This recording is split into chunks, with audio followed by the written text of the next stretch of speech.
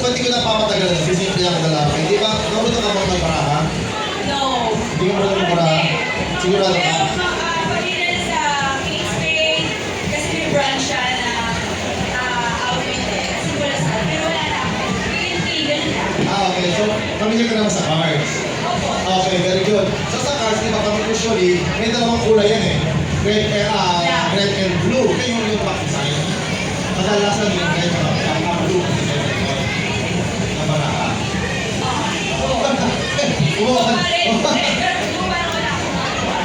Okay. So, ganda no? So, ano gusto mong kulay sa kung namimili ka ng baraha? Ano gusto mong kulay? Black ay blue o yung red? Red. Red. Wow, red. Nice, no? Powerful. Red for me was powerful. Powerful daw. Okay, anyway. So, doon sa red, di ba? Ngayon. Ano naman ito? Red. And then ngayon naman, I will ask you, Yes. ano mapipiliin na baraha? Here's the card.